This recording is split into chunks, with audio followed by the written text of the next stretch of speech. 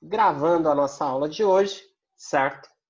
Nós vamos corrigir a tarefa sobre aquelas palavrinhas mas, mais, traz com S, traz com Z, certo?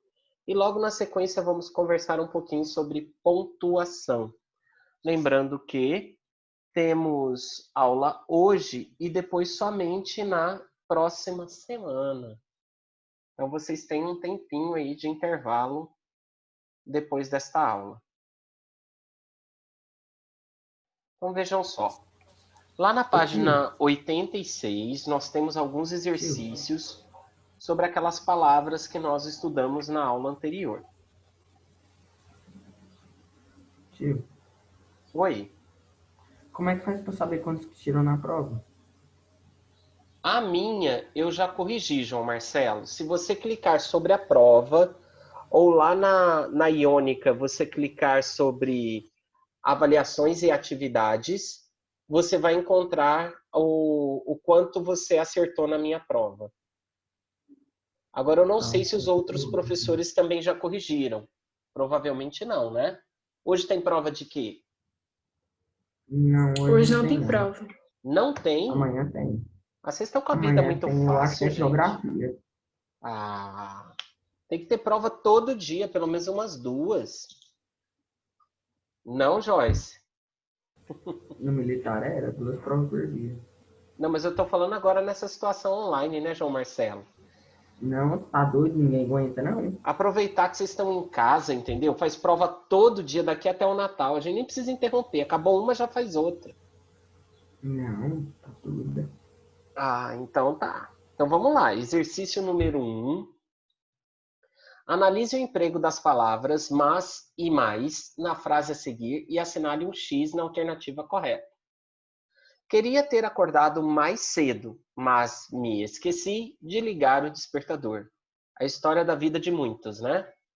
Vamos ao primeiro item, Joyce. Você que está aí já acordada. As palavras mas e mais apresentam o mesmo sentido na frase, podendo ser usadas como sinônimos. Mas e mais têm o mesmo significado, senhores?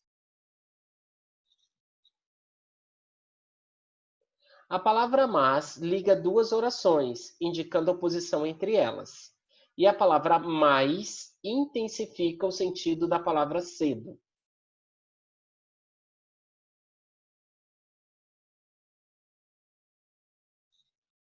E aí?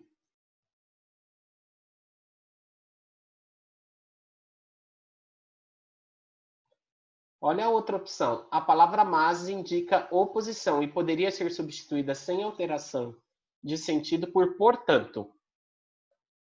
Portanto, também indica oposição. Qual que é a melhor opção aí no exercício 1?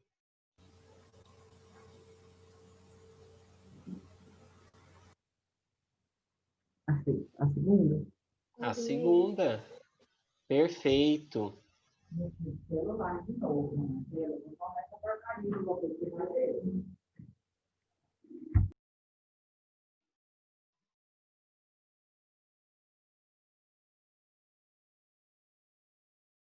Então, marquem a segunda opção.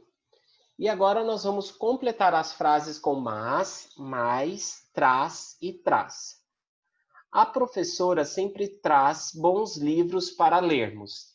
Esse traz é com S ou com Z?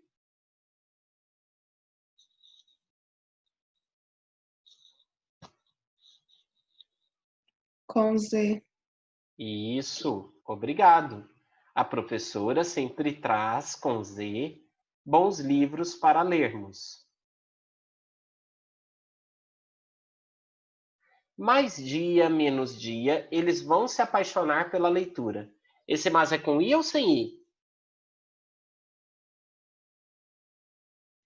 Com. Com, ótimo.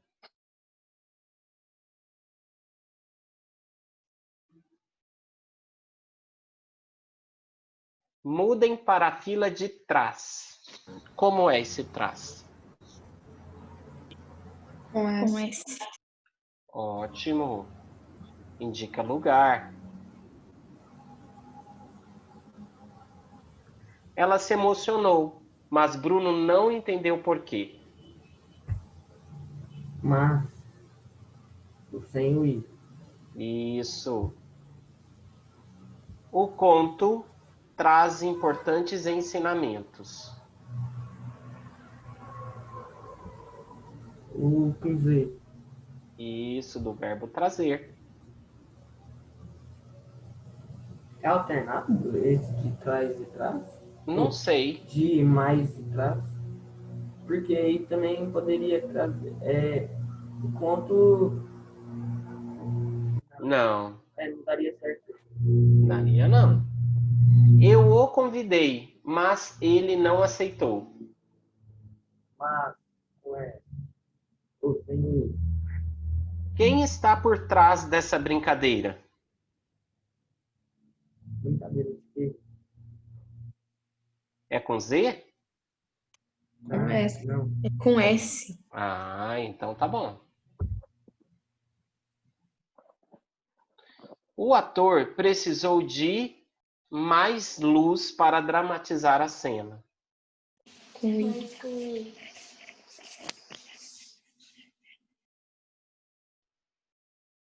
O menino traz o caráter dos pais. Traz com Z. Então olhem aí, certo? Uso do traz com S, do traz com Z, mas e mais. Comparem uma sentença com a outra.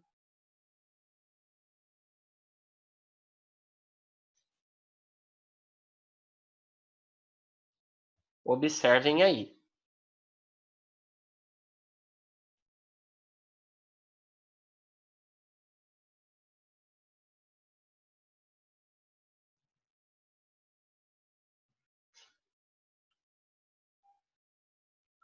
Posso seguir para o número 3? Então, agora o último exercício da nossa tarefa. Assinale com um X na alternativa que completa corretamente a frase abaixo. Eu vou escrever as palavras que vocês indicarem para mim e nós olharemos a alternativa. O professor traz a mesa para mais perto da fila.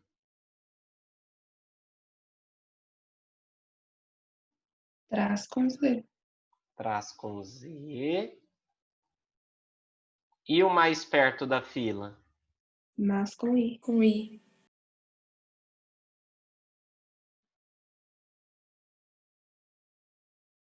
Mas o menino da fila de trás continua sem entender a explicação.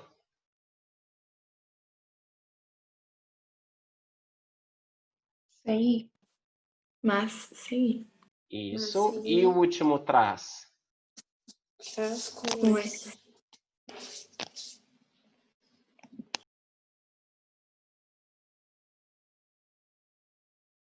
Perfeito. Qual item ficou aí para nós marcarmos?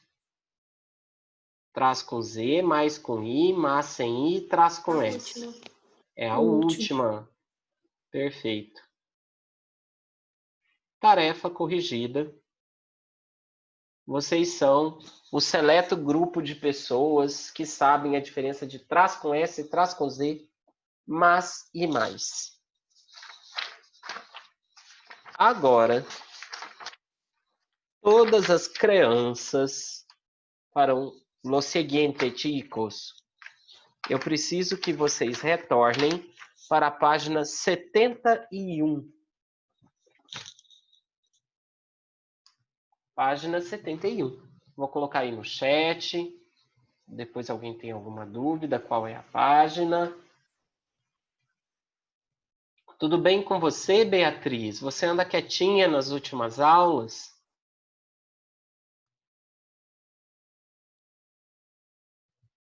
Sim.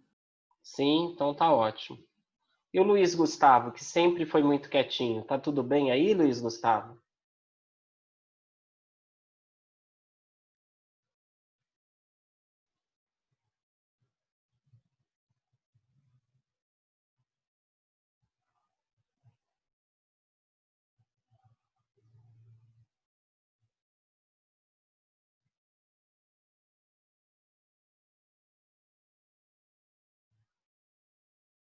Também estou bem, Luiz Gustavo. Luiz Gustavo enganou a gente, abriu a câmera um dia e agora nem microfone usa mais. Estou voltando aqui também para a página 71, certo? E nós vamos conversar sobre o uso estilístico da pontuação. O que isso significa? O uso da pontuação de acordo com o estilo do autor, o estilo do texto, estilo próprio, e não simplesmente conforme a gramática indica. Então, deem uma olhada aí comigo, certo? Olhem só. Questão número 1. Leia a seguir o trecho de um conto do escritor português José Saramago. Quem faria a leitura para nós? A gente pode até dividir, se for o caso.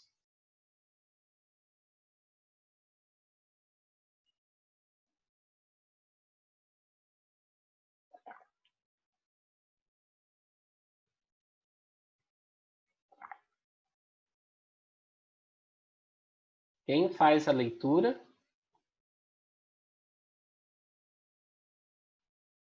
Eu vou fazer o seguinte, eu vou começar a primeira linha da leitura.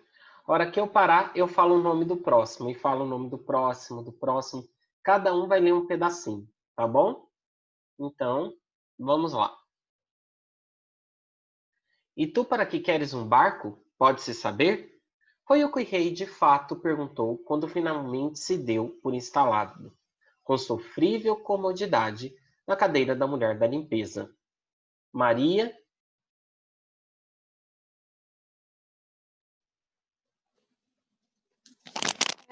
Procura da ilha desconhecida, respondeu o homem. Que ilha desconhecida? Perguntou o rei, disfarçando o riso. Como se tivesse na sua frente um louco barrido dos que têm a mania das navegações, a quem não seria bom contrariar logo de entrada. Obrigado, Beatriz. A ilha desconhecida, repetiu o homem. Disparate já não há ilhas desconhecidas. Quem foi que te disse, rei? Já não há... Calma, tô perdida. Calma. Quem foi que te disse, rei, que já não há ilhas desconhecidas? Então, estão todas nos mapas. Obrigado, Beatriz. João Marcelo.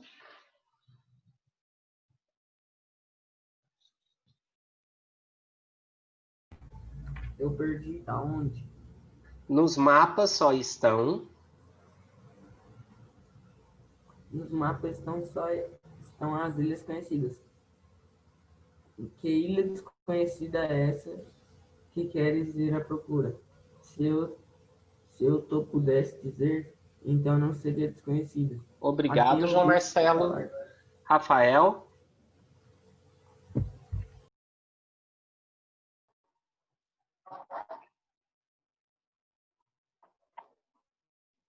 Oi.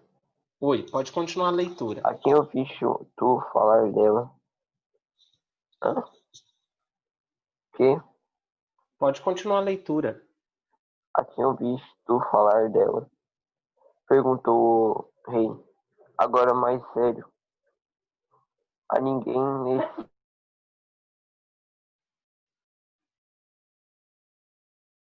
caso, porque eu existo.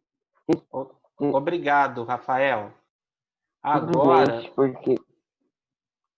Obrigado. Agora o próximo leitor é o Pedro Henrique. Paranha existe, não foi? Isso. Simplesmente porque é impossível que não exista uma ilha...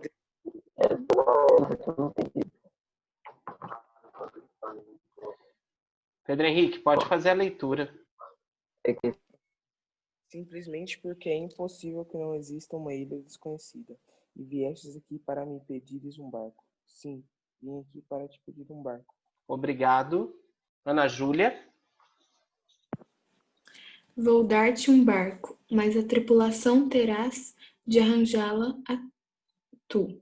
Os meus marinheiros são-me precisos Precisos. para as ilhas conhecidas. Obrigado. Pessoal, eu vou fazer o seguinte. Este trecho é uma espécie de diálogo. Como ele separa as falas utilizando vírgulas ao invés de travessões ou aspas, certo? Eu vou reler para que vocês observem o diálogo com maior fluidez, tá bom? Para que vocês consigam ver as falas dos dois personagens. É o rei e um cara que deseja aí um navio para navegar. Imaginem o contexto das grandes navegações em Portugal, tá bom? Então, olhem lá. E tu, para que queres um barco? Pode-se saber? Foi o que o rei de fato perguntou, quando finalmente se deu por instalado, com sofrível comodidade, na cadeira da mulher da limpeza. Para ir à procura da ilha desconhecida? Respondeu o homem. Que ilha desconhecida? Perguntou o rei, disfarçando o riso, como se tivesse na sua frente um louco varrido, dos que têm a mania das navegações, a quem não seria bom contrariar logo de entrada. A ilha desconhecida, repetiu o homem. Disparate, já não há ilhas desconhecidas. Quem foi que te disse, rei? Que já não há ilhas desconhecidas?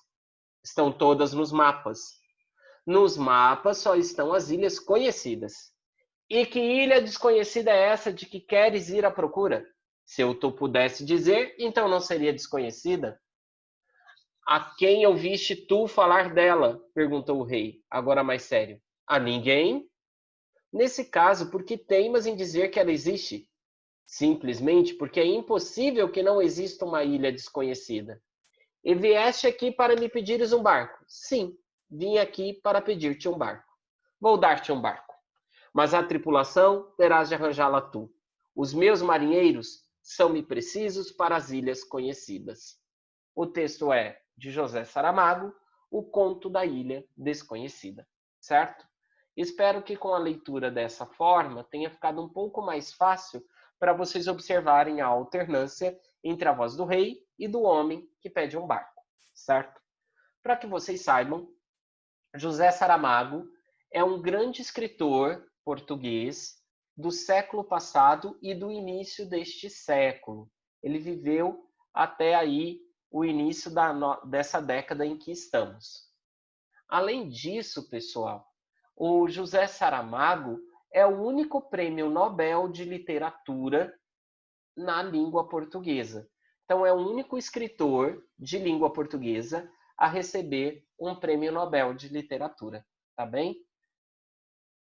Ele tem textos bem interessantes, inclusive textos infantis. Agora, vamos à questão de número 1.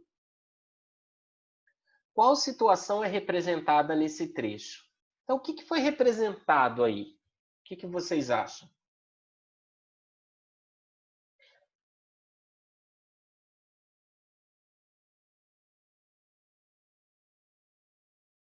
Um diálogo entre duas pessoas, Quais pessoas? o rei e o homem. E esse rei provavelmente é o rei de Portugal, né, Joyce? Por quê? Qual foi o país que abriu a expansão marítima, as grandes navegações? Portugal, né? E aparece ali um homem querendo procurar uma ilha desconhecida. Tudo bem por aí, Maria Clara?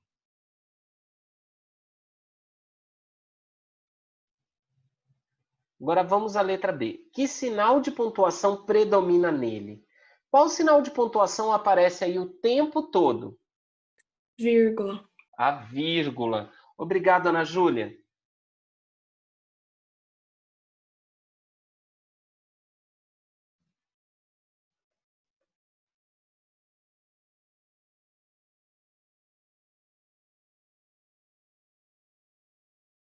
Em sua opinião, a forma como o autor pontuou o texto é comum, ou seja, ela ocorre em diversos textos que lemos? Comente.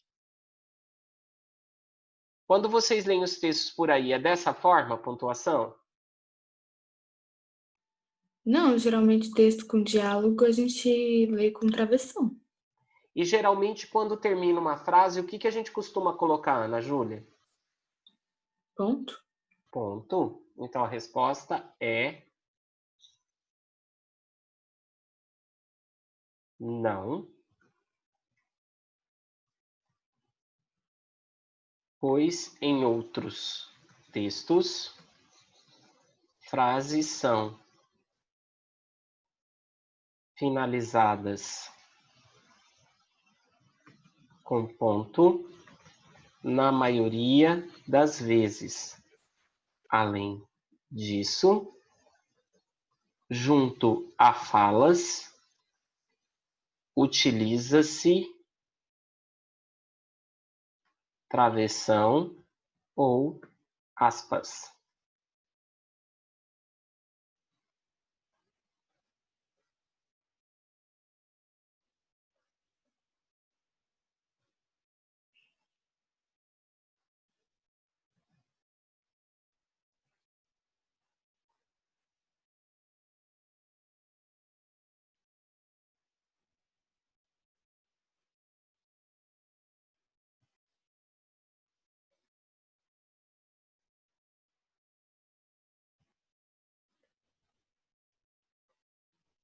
Qual foi a primeira reação do rei ao ouvir o pedido do homem? O que o rei achou? Que o pedido era o quê?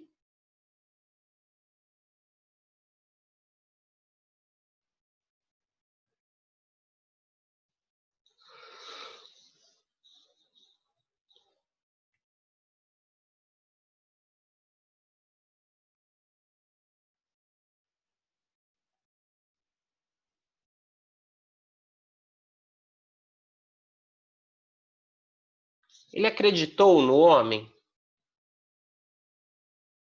Ele achou que o pedido fazia sentido? Então ele considerou que esse pedido era o quê? Era um pedido que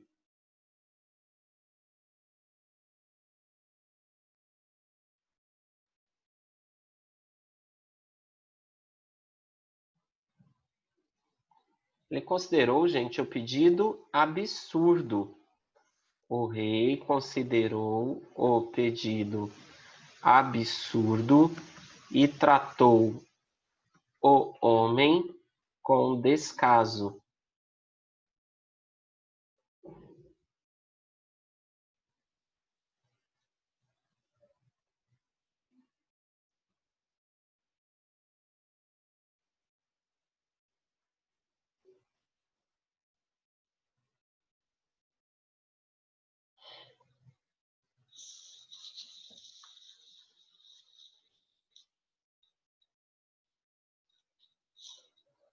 Para conseguir o barco, o homem discutiu com o rei. Quais argumentos cada um utilizou nessa discussão? Vamos separar? Primeiro, qual que foi o argumento do rei? O que não era possível, segundo o rei?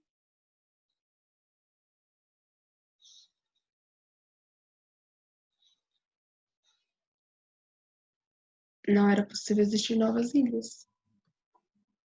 Pode falar, Rafael.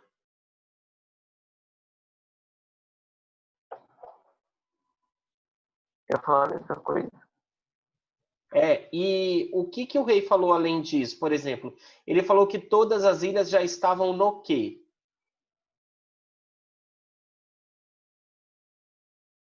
Nos mapas? Isso. Então vamos colocar. O rei afirmou que não era possível ainda existir uma ilha desconhecida, pois todas estavam nos mapas.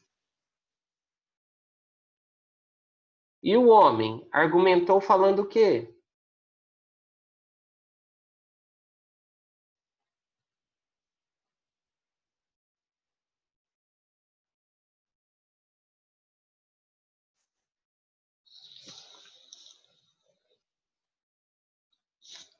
Segundo este homem, quais ilhas estavam nos mapas?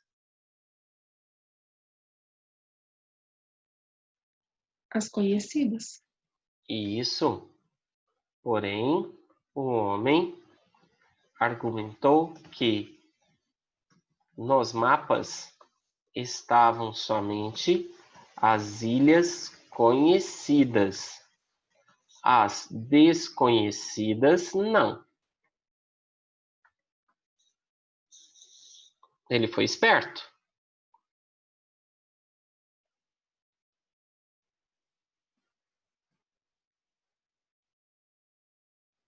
Momento aí para que vocês registrem essa resposta.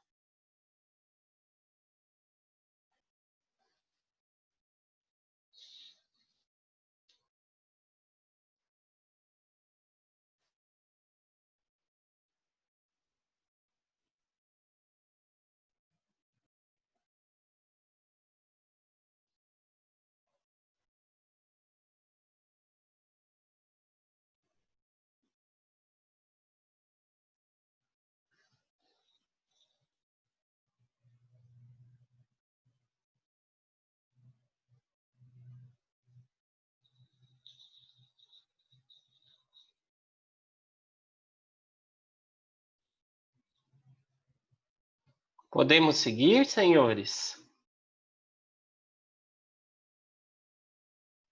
Sim. Agora vejam aqui a reescrita desse trecho na questão 2. É o mesmo trecho, só que agora escrito da maneira como estamos habituados. E tu, para que queres um barco? Pode-se saber? Foi o que o rei de fato perguntou quando finalmente se deu por instalado, com sofrível comodidade, na cadeira da mulher da limpeza. Para ir à procura da ilha desconhecida, respondeu o homem. Que ilha desconhecida? Perguntou o rei, disfarçando o riso, como se tivesse na sua frente um louco varrido. Os que têm a mania das navegações, a quem não seria bom contrariar logo de entrada. A ilha desconhecida, repetiu o homem. Disparate, já não há ilhas desconhecidas. Quem foi que te disse, rei, que já não há ilhas desconhecidas? Estão todas nos mapas? Nos mapas só estão as ilhas conhecidas. E que ilha desconhecida é essa de que queres ir à procura? Se eu tu pudesse dizer, então não seria desconhecida? Só um momento. A quem ouviste tu falar dela? Perguntou o rei, agora mais sério. A ninguém? Nesse caso, porque teimas em dizer que ela existe? Simplesmente porque é impossível que não exista uma ilha desconhecida. E vieste aqui para me pedires um barco. Sim, vim aqui para pedir-te um barco. Vou dar-te um barco, mas a tripulação terás de arranjá-la tu. Os meus marinheiros são imprecisos para as ilhas conhecidas.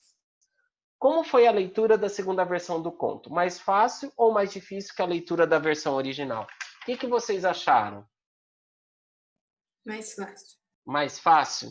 Por que mais fácil? Ué, porque com vírgula fica mais organizado. Não sei. Ótimo. E outra coisa, nós estamos acostumados a fazer a leitura de que jeito? Assim. Assim, né? Eu vou colocar aqui a opinião de vocês, mas cada um pode colocar da maneira como considerar. Mais fácil, pois o texto parece melhor organizado e está da maneira como já fomos habituados a ler.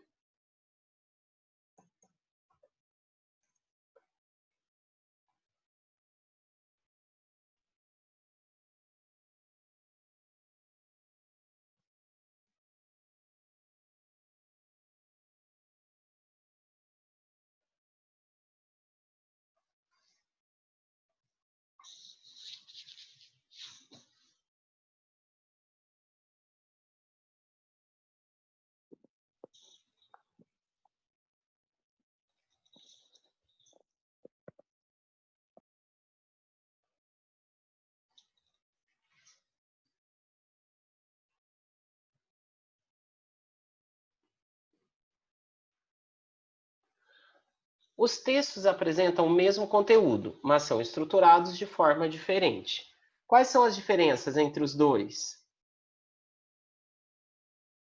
O que ficou diferente ali?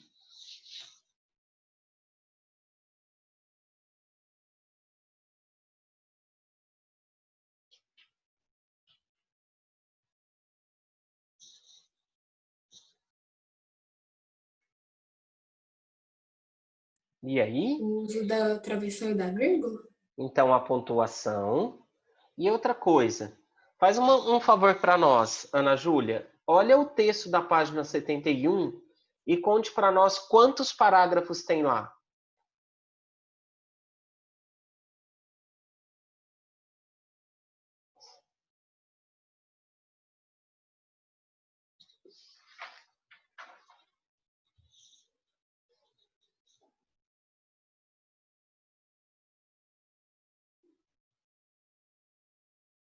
Tem divisão de parágrafo, Ana Júlia?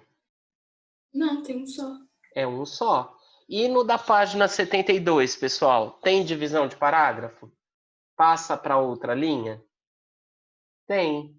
Então, há paragrafação. Então, os textos apresentam diferenças quanto à pontuação e à paragrafação.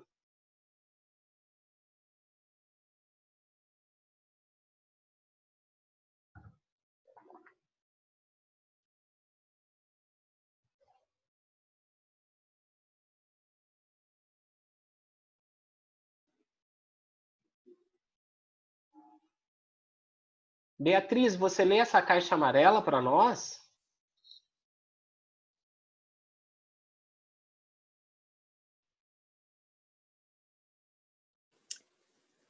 Há formas diferentes de pontuar um texto, e o escritor deverá escolher qual é a mais conveniente. Alguns autores fazem uso individual e diferenciado dos sinais de pontuação.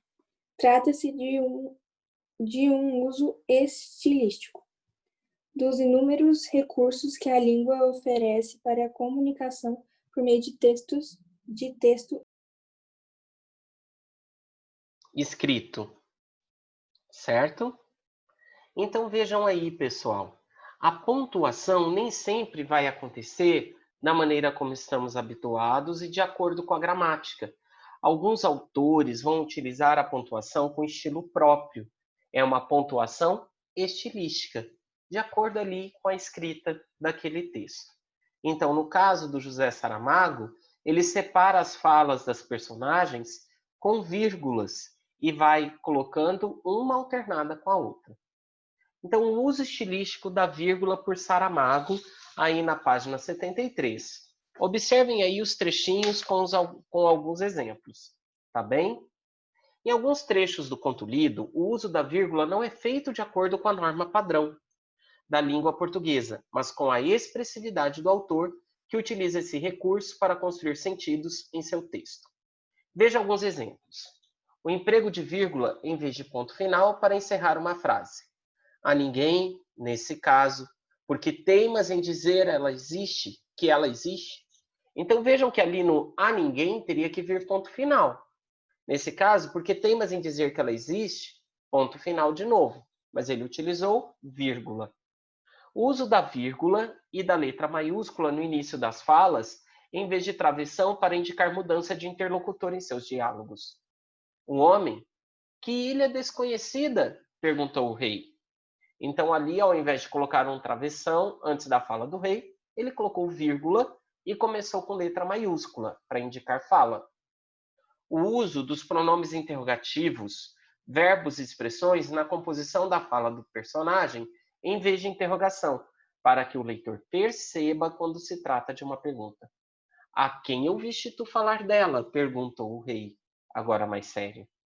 Nesse caso, por que teimas em dizer que ela existe? Então vejam que não tem o ponto de interrogação. Vamos agendar a nossa tarefa da vez? Certo? Então agora a nossa tarefa será página 73 e página 74. Então anotem aí, por favor. Tarefa: página 73 e página 74.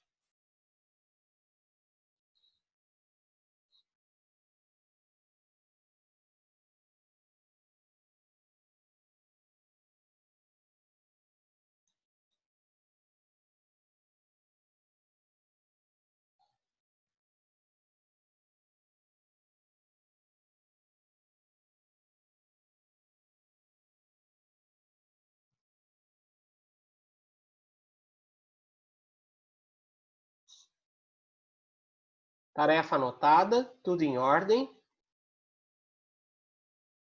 Tudo bem? Joyce, Maria, Ana Júlia, Rafael, Beatriz, Maria Clara, Luiz Gustavo, Pedro Henrique.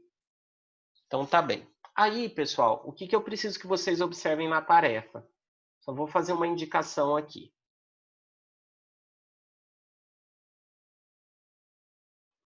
Vejam que aí no primeiro texto vai ter um trechinho de um livro da Clarice Lispector. Observem que ela já começa o trecho fora do que nós estamos habituados. Ela começa o trecho com vírgula e letra minúscula. E se vocês forem para a página 74, ela termina o texto com letra minúscula e uma vírgula, certo? Então você precisa olhar a pontuação que a Clarice Lispector usou e imaginar por que ela teria começado e terminado o texto com vírgulas, certo? Por que será? Qual que era a mensagem que ela queria dar ao utilizar a pontuação dessa maneira? Então, não é que simplesmente ela pontuou de maneira errada ou inadequada. Ela pontuou com uma intenção. E vocês vão ter que interpretar isso nas páginas 73 e 74. Certinho? Então, um abraço para vocês, até a nossa próxima aula. E como eu não tenho aula com vocês amanhã, um bom final de semana, tá bom? Inclusive com feriado, viu, Joyce? Até mais, até a próxima aula. Tchau, Hugo. Tchau, Pedro Henrique.